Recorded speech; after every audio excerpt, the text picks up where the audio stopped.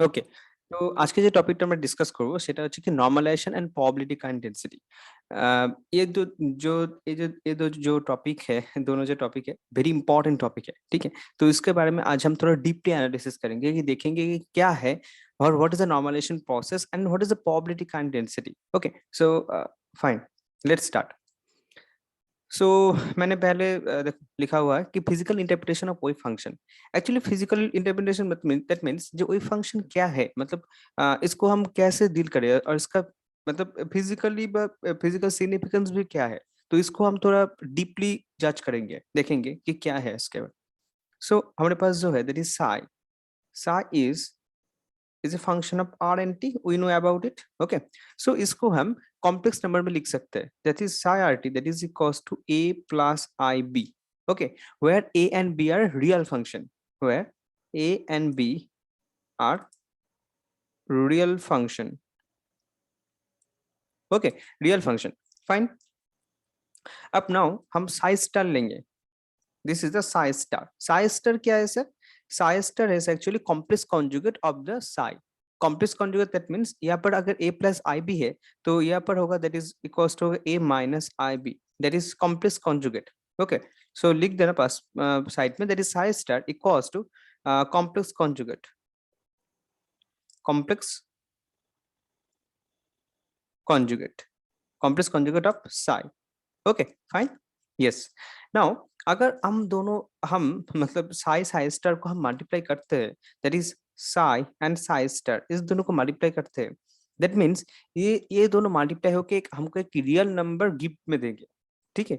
हम क्या हमको क्या मिलेगा? एक रियल नंबर। बोले सर रियल नंबर क्यों? मतलब ये अब अगर अब दो जो कॉम्प्लेक्स नंबर है a minus i b and a plus i b and a minus i b, अगर इस दोनों का मल्टीप्लाई करते हैं तो it gives us a real number, not a complex number or imaginary number, we'll get some real number, okay। so that is equals to a plus ib into a minus ib, okay। so that's it, equals to a square plus b square, yes, simple, just so this is real, actually this is real, okay। Size का Sai cos two मिला हमको कि ए square plus b square. अच्छा, बोलो sir क्या हम इसको दूसरे तरीके से लिख सकते हैं? हाँ बिल्कुल, क्यों नहीं।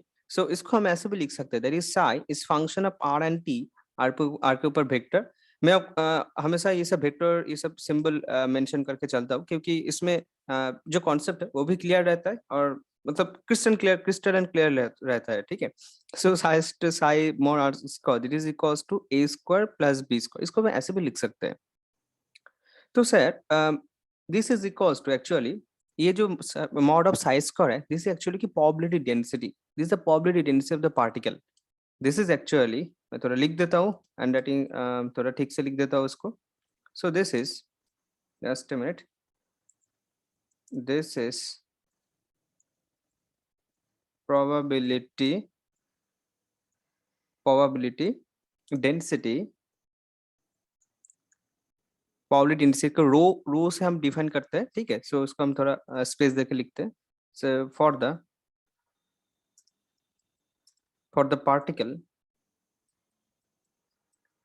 at point, कहाँ पर पॉइंट होगा इसको, दैट मीन्स इसको हम ऐसे भी लिख सकते हैं, that is x comma y comma z at time t, okay. अच्छा, जस्ट मिनट, इसको थोड़ा ठीक से समझ देते हैं। प्रोबेबिलिटी डेंसिटी दैट इज यहाँ पर होगा रो, ओके इसको हम रो से डिफाइन करते हैं, रो प्रोबेबिलिटी डेंसिटी। एक्चुअली ये जो है ना mod of psi square, this is actually probability density rho, okay, for the particle at point x y z at time t. बोले सर एक्स वाई जेड कहाँ से आ गया? सर एक्स वाई जेड क्यों नहीं रहेगा? दैट इज आर है तो x y Z जरूर रहेगा ना। So this is the function. तो probability density, actually this is probability density. Probability density मतलब क्या है? मतलब ये है प्रोबेबिलिटी डेंसिटी का मतलब कि कोई भी एक पार्टिकल को या कोई भी एक पॉइंट को हम मतलब क्या will get the particle at point x y z, ठीक है। मतलब कितना प्रोबेबिलिटी है उस पार्टिकल को इस पॉइंट में रहने के लिए। मान लो कि एक स्पेस है, हम थोड़ा इसको ड्राइंग करके दिखा दे, दैट इज एक स्पेस है। स्पेस में कुछ भी पॉइंट हो सकता है, कुछ भी पॉइंट हो सकता है। तो मान लो कि ये वाला पॉइंट मैंने ले लिया, this is point x y z, तो what is the probability of the getting the particle at this point? What is the probability, मतलब परसेंटेज ऑफ प्रोबेबिलिटी क्या है, मतलब कितने परसेंट की चांस है कि पार्टिकल इस पॉइंट में रहेगा। ठीक है, देखो इसमें क्या रहता है कि क्वांटम फिजिक्स में सब कुछ रहता है कि प्रोबेबिलिटी में डिपेंड करता है। ऐसा कुछ ऐसा नहीं बोल सकते कि इलेक्ट्रॉन ऑर्बिट में रोटेट कर रहा है कि इस पॉइंट में रहेगा, वह इस पॉइंट में रहे, ऐसा नहीं। This is a probability, all things is depend on the probability and the statistics, so this is the very unique combination there. Okay, so that's why we every time we discuss we note about the probability density. ठीक है, fine. So this is the rho, अब हमको मिल गया। Okay, ठीक। Now okay, तो इसको हम थोड़ा इसको इरेज कर देते हैं। ठीक है, ओके फाइन। तो इसमें और एक बिग सेंटेंस में ऐड करूंगा, क्या है कि again now the probability, the probability of finding probability of finding the system probability of finding the system in a volume element D tau, हम इसको डी टाउ से यूटिलाइज करते हैं। ठीक है, सो डी टाउ, इसको थोड़ा स्पेस देते हैं। ठीक है, इज प्लेनली साइज का डी टाउ, हम लिख देते हैं इसको। देखो इसको थोड़ा सजा के रख देते हैं। ठीक, ओके। सो वॉल्यूम एलिमेंट जो हम लेते हैं ना, दैट इज हम लेते हैं d tau. We use the d tau term. What is the d tau? D is a volume element. So probability of finding the system in a volume element d tau is plainly that is equals to that is mod of psi square d tau. This is the probability of finding the system in volume element d tau. Sir क्या है, मतलब ये क्या है, मतलब sir ये थोड़ा मतलब आसान तरीके से समझो थोड़ा। सर ये जो स्पेस है, दिस इज द कि 3 डायमेंशनल स्पेस। यस, तो हमको मन में आया कि ठीक है, ये पार्टिकल जो एक सर्टेन एलिमेंट लेते हैं, वॉल्यूम एलिमेंट लेते हैं, चलो इसको ये थोड़ा इतना वॉल्यूम एलिमेंट ले लेते हैं, इसको हम नाम दे दिया that is D tau. This is नाम दिया D tau, this is a volume element. Now probability of the finding the particle in this element d tau. Sir D tau क्यों लिया, आप डी भी लिख सकते हैं ना, डीवी। सो डीवी तो आप लिख सकते हैं, हाँ बिल्कुल लिख सकते हैं, no issue at that, but we is a some potential, we use the v as before is as a potential. Okay, so we use this term d tau. So there's a more sophisticated. Okay, so we use this term d tau. Okay, so finding the probability of the particle in this element d tau is always psi square mod of psi square into d tau. बोले sir इसको कि हम इसको हम कि क्या दूसरे तरीके से लिख सकते हैं? बिल्कुल, और भी एक तरीका है ना, that is psi square d tau. So this is the another process. So this is the another process. Okay, so there's the system, there's the probability density. अब अब क्वेश्चन यही है सर, आप तो मतलब अब जो बोल रहे हैं ना कि डी टाउ में कितना परसेंटेज है, ये है वो है, ये जो डी टाउ में कितना परसेंटेज है, सर हमको ना मतलब पूरा जो सिस्टम है ना, ये यहाँ पर मान लो कि एक पूरा का पूरा घर है, एक 3D क्यूब है, तो होल वॉल्यूम में कितना प्रोबेबिलिटी है? सर समझा नहीं सर, ठीक से समझाइए। देखो देखो मैं थोड़ा एक एक्सिस ड्रॉ करता हूँ। ठीक है, एक्चुअली ये सब 3D actually full 3D concept में है। सो दैट्स इंटरेस्टिंग ना, बहुत ही क्वांटम फिजिक्स बहुत इंटरेस्टिंग टॉपिक है। और मैं सजेस्ट करूंगा क्वांटम फिजिक्स को अच्छे समझने के लिए 4 to 5 बुक्स पढ़ना। क्या क्या सर? एक तो होगा ग्रिफिथ, एक तो रहेगा जेटली, जेटली से बढ़कर आई think Ajay Ghatak Lokanathan, second third रहेगा sir Feynman lectures, quantum mechanics, beautiful books, beautiful, just beautiful. So वो भी रहेगा, और उसके साथ एस एन घोषाल, वो भी बहुत अच्छा रहता है। और आई थिंक ये भी रहे चले अरुलदास भी नॉट बैड, उसमें उसमें भी सही है, नॉट बैड, वो भी अच्छा बुक है।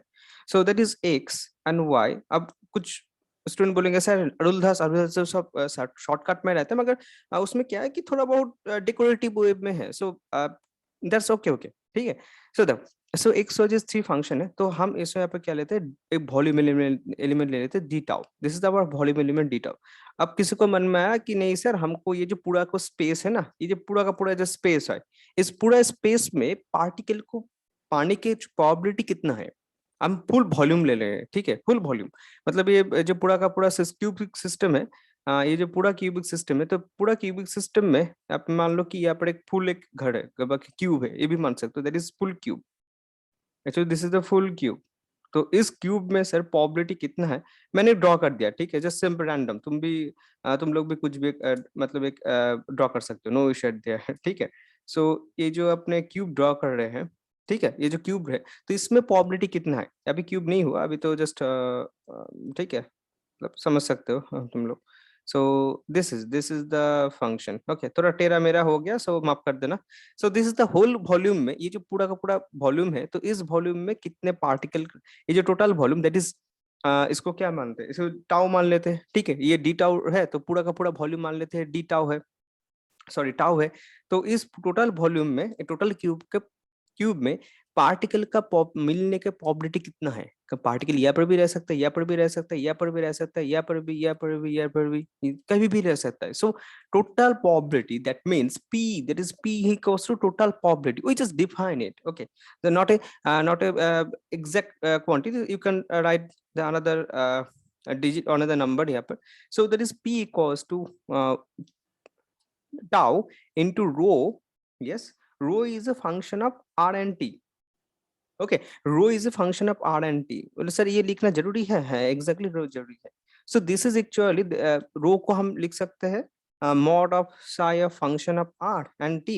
So this is mod square and d tau. So this is, इस तरीके से भी हम लिख सकते हैं, that is total probability is one, this is one, total probability is one, D tau, ये डी टाउ है, ये जी भी कुछ नहीं है, ये डी टाउ है, ओके, टोटल प्रोबेबिलिटी। अब देखो यहाँ पर जो टोटल प्रोबेबिलिटी मैंने जो बोल रहा हूँ, यहाँ पर वन लिख दिया। सर वन क्यों लिखा आपने, वन इसलिए लिखा कि पार्टिकल तो घर में, ये जो वॉल्यूम है इसका अंदर ही तो रहेगा ना, ऐसा तो नहीं कि बाहर रह जाएगा। तो दैट मीन्स इस पार्टिकल को इस बक्से में हमको मिलेगा ही मिलेगा, मिलेगा ही मिलेगा, 100% श्योर। हम हमको इस पार्टिकल हमारे इस बॉक्स में जरूर मिल जाएगा, ठीक है। So this is the total probability. और टोटल प्रोबेबिलिटी तुमको पता है, that is never greater than one. Probability one means, that means particle उस बक्से में है, हम ये श्योर से बोल सकते हैं, 100% श्योर है, ओके, फाइन। चलो अब नेक्स्ट कॉन्सेप्ट जो आएगा, that is normalization of wave function, very very important topic, very important topic, normalization of wave function, क्योंकि यहाँ से बहुत सारे प्रॉब्लम्स देते हैं। नॉर्मलाइजेशन ऑफ वेव फंक्शन, मतलब सर क्या है, मतलब ये ऐसे बहुत सारे प्रॉब्लम्स देते हैं, ठीक है। सो पहले हम कुछ थ्योरी पढ़ लेंगे, तो उसके बाद हम प्रॉब्लम में जाएंगे, ठीक है। और देखते कि मैं कोशिश करूंगा कि मोस्ट इम्पॉर्टेंट एंड जो ग्रिफिथ में जो प्रॉब्लम्स है वो सॉल्व करने के मैं कोशिश करूंगा कि वो सब प्रॉब्लम्स तुम लोग के सामने रिप्रेजेंट करूं मैं। ओके, सो देखते हैं मैं कितना कर सकते हैं हम लोग। So that normalization of wave function, normalization of wave function का सर क्या है, normalization of wave function actually देखो, that is tau into mod psi, psi that is r and t mod square into d tau equals to है 1। yes, that's okay, okay, ये अभी हमने discuss किया इसके बारे में। if a wave function satisfy this equation, अगर कोई wave function psi है, ठीक से सुनना, अगर कोई wave function psi है, अगर ये psi function इस इक्वेशन को सजेस्ट करता है, that means this wave function is normalized, okay, and the normalized, and this condition is called normalization condition. What is the normalization, why we talk about it, we talk about it because we need the probability of the particle, and it should to be definitely one. why this is one, अगर हमको एक ना मिलके half मिलता तो, अगर एक ना मिलके हाफ मिलता तो, अगर मान लो कि कोई फंक्शन तुमको दे दिया जाए, ठीक है, कोई फंक्शन दे दिया जाए और तुम इसको आराम से प्रोबेबिलिटी कर लिया, मान लो कि कोई भी एक फंक्शन मिल गया, दैट इज R1 to, मान लो, ठीक है, R1 to R2 एक तुमको लिमिट दे दिया। अगर इस फंक्शन का प्रोबेबिलिटी निकाला जाए, अगर इसका वैल्यू हाफ आया तो क्या करोगे, इसका वैल्यू हाफ आया मतलब फुल, अगर ये R1 to R2 ना, मतलब क्या बोलो, दैट मीन्स इसको और भी थोड़ा ठीक से बोलो कि अगर टोटल वॉल्यूम एलिमेंट, अगर सिस्टम का टोटल वॉल्यूम एलिमेंट भी है, टाउ है, दैट मीन्स देखो थोड़ा ठीक से बोलता हूँ कि मान लो एक वॉल्यूम एलिमेंट है टाउ, ये एक वॉल्यूम एलिमेंट है टाउ, ठीक। तो इसके अंदर एक पार्टिकल है, ठीक से सुनो, इसके अंदर एक पार्टिकल है, फाइन, पार्टिकल है। तो हम लोग जब इसका मैथमेटिकल इक्वेशन से इसका प्रोबेबिलिटी निकल रहे हैं तो इसका प्रोबेबिलिटी आ रहा है हाफ। दैट मीन्स क्या है, मतलब समझ सक रहे हो इसका मतलब कंक्लूजन क्या है? दैट मीन्स ये पार्टिकल जो इस बक्से में है इसका मिलने का चांस है 50%। 50% चांस इसके इस यहाँ पर इस डब्बे में पार्टिकल है। दैट मीन्स एक बक्से में बॉल है, तुम उस बॉल का मतलब उसका एक हाई फंक्शन ले लिया और उसका वो प्रोबेबिलिटी डिटरमाइन जब कर रहे हो तो उसका प्रोबेबिलिटी आ रहा है 50% प्रोबेबिलिटी है कि इस बल, ये जो बल है, इस बल ये बस बक्से में है। तो इसका मीनिंग ये है कि ये जो बल तुमने रखे रखे हुए है, इस बल बल का मिलने का चांस 50-50 है, 50-50 है। मतलब अगर हो भी सकता है अब नहीं भी हो सकता है। तो ये क्या बात हुआ भैया, है कि नहीं? तुम बॉल को बक्से में रखे हो, अगर तुम फिर से बोल रहे हो कि बॉल मिलने का चांस 50% है, मतलब हाफ 50-50 है, रह भी सकता है नहीं भी रह सकता है। सो ये क्या बात हुआ, ये तो थोड़ा गड़बड़ की बात है कि नहीं? तो अगर कोई फंक्शन ऐसा मिल जाए कि हाफ है, ठीक है, तो दैट मीन्स ये नॉर्मलाइज नहीं है। अरे भैया देखो, अगर कोई भी साई फंक्शन है तो उसको टोटल प्रोबेबिलिटी तो वन होना चाहिए ना, वन होना चाहिए। क्यों क्यों क्यों क्यों नहीं होना चाहिए? अगर तुम खुद ही नहीं जानते हो, खुद ही नहीं जानते हो कि पार्टिकल बक्से में है कि बाहर है कि कहीं कहाँ पे है, तुम खुद ही, तो तुम कैसे पार्टिकल का कैरेक्टरिस्टिक्स तुम एनालिसिस कर पाओगे? तो एनालिसिस नहीं हो पाएगा ना। सो दैट दिस लिए तो हम क्या करते हैं कि वही फंक्शन नॉर्मलाइज कर लेते हैं। तो नॉर्मलाइजेशन का कंडीशन जो है, this is the normalization condition, इसको ये वन होना ही होगा, तब जाके हम उस वही फंक्शन को फिर से फर्दर प्रोसेस में लेके जा सकते हैं, ठीक है। So that's the interesting point. Clear, इस बात को क्लियर है ना? तो इसलिए हम नॉर्मलाइज करते हैं, इसलिए चलो आई थिंक अब तो समझ जाए हुए होगे, ठीक है। So this is equal to one. So यहाँ पे मैंने थोड़ा लिख देता हूँ, if a function, if a function satisfying, ठीक है, satisfying, if a function satisfying, that is f y I n g, satisfying, okay, the above condition, satisfying the above condition, okay, satisfying the above condition, okay, is called normalized wave function, normalized wave function,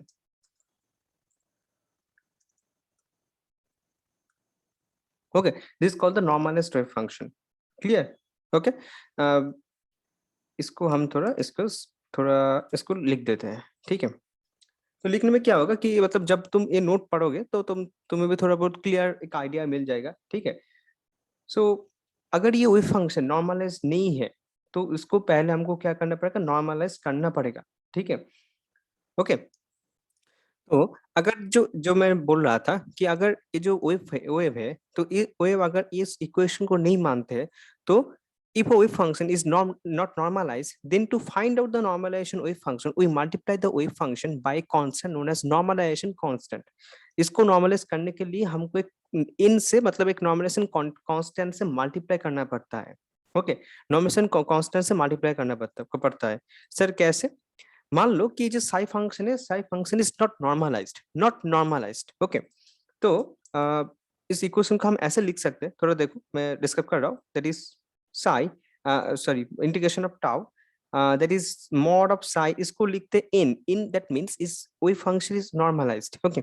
size का d term मतलब ये हमको चाहिए, साइन हमको चाहिए, ठीक है।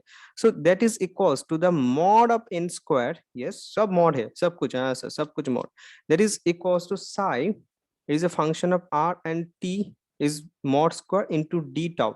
ये जो साई फंक्शन है ना, ये जो साई फंक्शन है ये नॉर्मलाइज नहीं है, तो इस नॉर्मलाइजेशन करने के लिए हमको एक इन इन स्क्वायर से मल्टीप्लाई करना पड़ेगा, ठीक है। तब जाके हम ये साइन हमको मिल जाएगा, ठीक है। This is the normalized function, clear. अच्छा अच्छा अच्छा, समझा sir. So this is equals to must be 1, क्योंकि 1 तो होना ही चाहिए ना, अगर 1 नहीं होगा तो नॉर्मलाइज कैसे होगा? Yes, where we can write where that is psi n, okay, this is equals to है, मैं और this is n psi, okay, मैं rt कुछ नहीं लिख रहा हूँ, ठीक है अभी। so this is actually function है, so where n equals to है constant, ये constant होगा, एक टाइप का constant होगा। लो सर, ये constant को निकालने के लिए कोई रास्ता है क्या? हाँ, ऑफ कोर्स रास्ता तो है, क्यों नहीं होगा? that is n square equals to mod of n square equals to, एक प्रॉब्लम भी हम करेंगे, ठीक है। ये इस इक्व मतलब इसको समझने के लिए एक प्रॉब्लम भी हम करेंगे, तो तब जाके कॉन्सेप्ट भी थोड़ा बहुत क्लियर हो जाएगा। So that is mod of psi r, ठीक है, square d tau. So this is the way we can find out in normalization condition, normalization constant.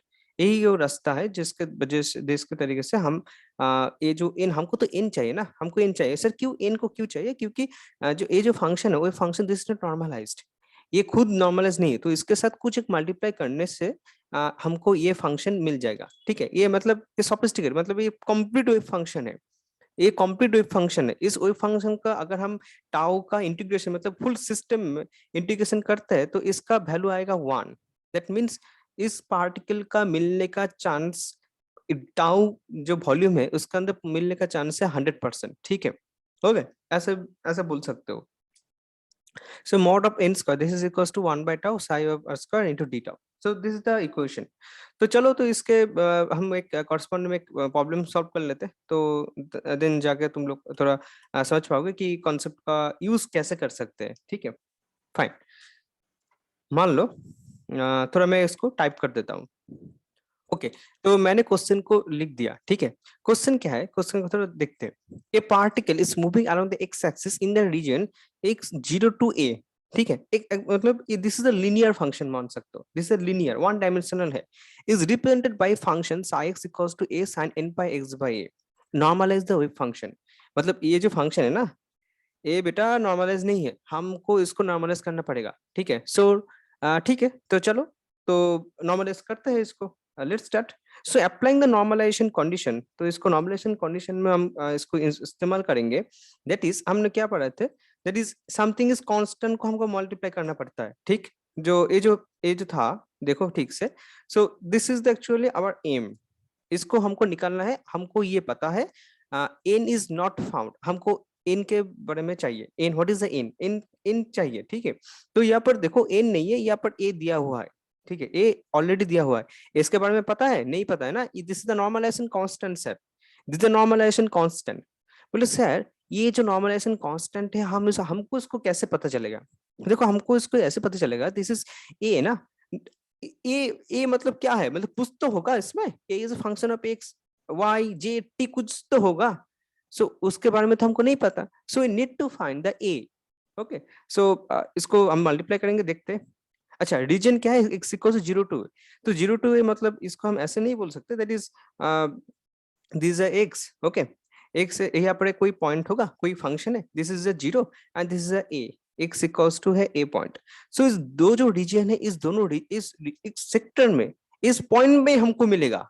ये जो लाइन है, इस लाइन के अंदर ही कोई ना कोई एक पॉइंट होगा, कभी कोई ना कोई पॉइंट जरूर होगा जहां पर हमको ये पार्टिकल जरूर मिलेगा, मिलना ही होगा, ठीक है। अगर नहीं मिलेगा तो ये तो नॉर्मलाइज नहीं होगा, तो हमको नॉर्मलाइजेशन करना पड़ेगा। इसलिए हमको कांस्टेंट ए को चाहिए डेटा। कांस्टेंट ए के बिना हम कैरी फॉरवर्ड कैसे कर सकते हैं, ठीक है। So that means a square, mod नहीं देते, ठीक है, हो जाएगा। That is integration equals to 0 to a. why 0 to a? Because this is our boundary. We know about already about the boundary condition, जो लोग ग्रेजुएशन में पढ़ते होंगे, ठीक है, और बीटेक में है पास को, you know about the term the boundary condition. Boundary condition से हम मैथ सॉल्व करते हैं, तो उसी तरीके से हम मूव कर रहे हैं, ठीक है। So that is equals to sine square n pi x by a। Okay, ये x है, okay, this is x sin n pi x by a into dx ले रहे हैं normal. so it should to be 1, yes it should to be 1 because we know about the particle will get from 0 to a। okay, so of course sir, why not? So that is equals to, अब a square को हम 2 से multiply करेंगे। अब तो तुम लोग जानते होगे कि साइन स्क्वायर से कैसे हमको डील करना पड़ता है, ठीक है। So this is dx equals to 1। सो ये 1 लिख देना, ठीक है, क्योंकि ये नॉर्मलाइज्ड का कंडीशन है, तो हमको ये तो निकालना पड़ेगा ना। That is a square by 2 into, यहाँ पर क्या होगा, that is equals to a by 2 आएगा। तो सर कैसे, मतलब आप कैसे लिख सकते हैं, ठीक है। a by 2, that means, just minute, actually साइंस स्क्वायर का, हाँ ये सॉरी, इसका जो इंटीग्रेशन होगा that is equals to a आएगा, सिंपल a आएगा। इसको इंटीग्रेशन कर लेना, क्योंकि सर देखो simply 0 to a by 0 to l by 0 to a जो भी है, ठीक है, 0 to a, एक्चुअली इसका जो इक्वेशन है ना, sine square n pi x by a into dx, इसका एक्चुअली वैल्यू है एक्चुअली a बाय 2, ठीक है। इस पूरा सिस्टम का एक्चुअली यहाँ से मैं डायरेक्ट भी लिख सकता था, यहाँ पर हम डायरेक्ट भी लिख सकते थे। So a by 2 that is equals to 1। So a equals to root 2 by a। So this is the normalization constant, this is the normalization constant. Okay, बोलो सर ये है क्या? हाँ exactly, this is the normalization constant, इसको ही हमको ढूंढना था। This is the normalization constant, इसको हमको ढूंढना था। तो नॉर्मलाइजेशन कांस्टेंट जब मिल गया तो अब बताओ उसे, अब बताओ कि नॉर्मलाइजेशन वही फंक्शन क्या है, अब बोल दो सर क्या है। सो नॉर्मलाइजेशन वही function psi n that is equals to root 2 into a पे into sine, okay, n pi x by a. So अब जाके इस वही फंक्शन नॉर्मलाइज्ड हो गया। दैट मीन्स अगर हम इस वही फंक्शन से डील करते हैं, अगर इस वही फंक्शन से डील करते हैं, ठीक है, between the region 0 to a, that means we will have 100% sure that we will find this the particle, हमको पार्टिकल मिलेगा ही मिलेगा, ठीक है। यही इसका गारंटी है कि नॉर्मलाइज फंक्शन है। इसके पहले हमको नहीं पता था, मगर अब पता है। That's the beauty of mathematics, this is simple beauty. Okay okay, तो ये तो हो गया नॉर्मलाइजेशन। अब देखो जो कंडीशन है ना, इसका कुछ लिमिटेशन भी है, मतलब साई का कुछ लिमिटेशन भी है। So there is another term limitation of psi, ठीक है। अब इसको थोड़ा मतलब टाइप करके बोलना पड़ेगा, ठीक है। There is a limitation, limitation limitations of psi function, ठीक है। तो ओके फाइन, तो ये हमको बोलना पड़ेगा इसके बारे में, क्योंकि ये भी इंपॉर्टेंट टॉपिक है। लिमिटेशन क्या है, देखो लिमिटेशन के एक जो इम्पोर्टेंट मतलब पॉइंट है, वो है, मतलब ये इस तरीके से मैं इसको रिप्रेजेंट कर रहा हूँ, ठीक है। सो पहली बात ये है कि Sai must be single valued function, ठीक है।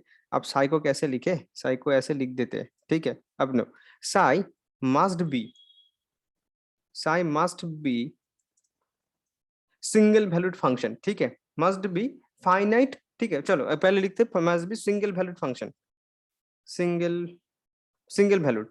सिंगल वैल्यूड का मतलब क्या है, मतलब साई एक ही वैल्यू देगा, ऐसा नहीं कि साई का भी प्रोबेबिलिटी है, मतलब साई का प्रोबेबिलिटी मतलब साई भी फ्लक्चुएट कर रहा है, ठीक है, ऐसा नहीं।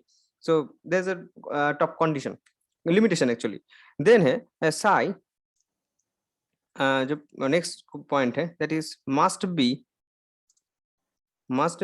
Finite, must be finite for all values of x y z, okay, all values of x comma y comma z, for all values of x y z, ठीक है। ये भी एक कंडीशन है, must be finite for all values of x y z, ठीक है। अच्छा, ये एक्चुअली एक तुम लोग बुक पे मतलब बुक पे भी मिल जाएगा, ठीक है। तब भी मैं कुछ पॉइंट हाईलाइट कर रहा हूँ, क्योंकि this is important actually. Sai must B, ठीक है, नोट बनाते जाना, must be continuous, must be continuous in all region except except in those region where the potential energy V is infinity, okay. Potential energy V, इसको हम capital V लिख देते हैं, back x comma small x comma y comma z is equals to infinity. अब infinity का symbol तो यहाँ पर नहीं है, except v equals to infinity. ठीक है, इन्फिनिटी को हम ऐसे लिख दे रहे हैं। ओके, और भी कुछ पॉइंट है। There is a partial differentiate must be continuous energy. Wave function which satisfy this condition is called the a well behaved wave function. इसके और भी एक है, ठीक है, वो भी लिख देते हैं। चलो सब लिख लिया तो वो भी लिखना चाहिए।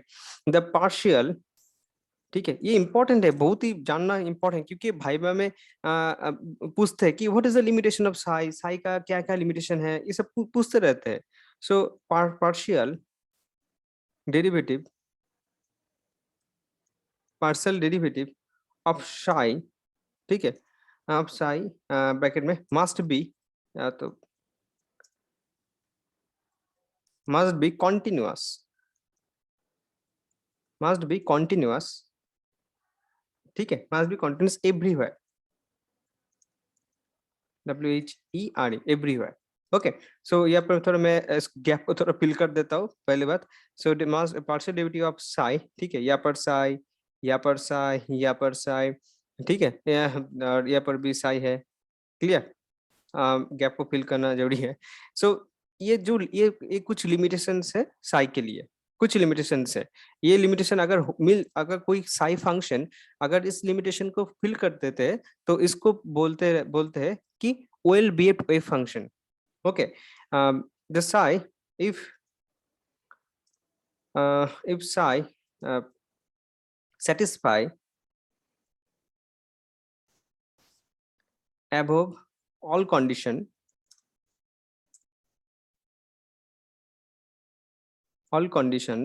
okay, then it is called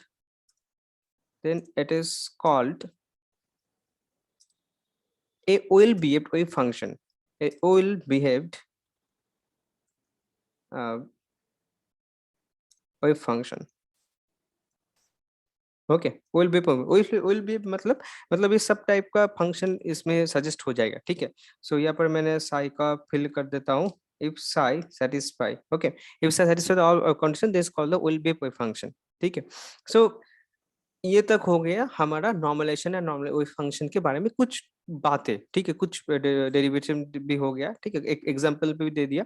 okay, so next video में हम डिस्कस करेंगे कि प्रोबेबिलिटी करंट डेंसिटी क्या है। ठीक है, ओके, सो ठीक है, नेक्स्ट वीडियो में जरूर मिलते हैं।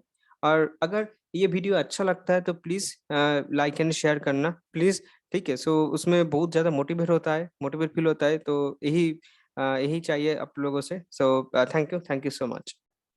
अच्छा, तो एक बात बोलना चाहूंगा कि जो लोग मेरा PDF लेना चाहते हैं, कि मैं जो नोट्स बना रहा हूँ ना, उस नोट्स को अगर पाना चाहते हो तो डिस्क्रिप्शन बॉक्स में लिंक है, ये हमारे ऐप से। तो इस ऐप में तुम लोग को ये जो PDF है ये प्रोवाइड हो जाएगा। ठीक है, और इसमें सीक्वेंस बहुत ही अच्छे तरीके से अरेंज है, तो तुम लोग उस PDF को पढ़ सकते हो, उसको देख के नोट भी बना सकते हो। ठीक है, सो दिस द हमारा ऐप एवेन्यू एकेडमी। ठीक है, प्ले स्टोर में अवेलेबल है। So thank you so much.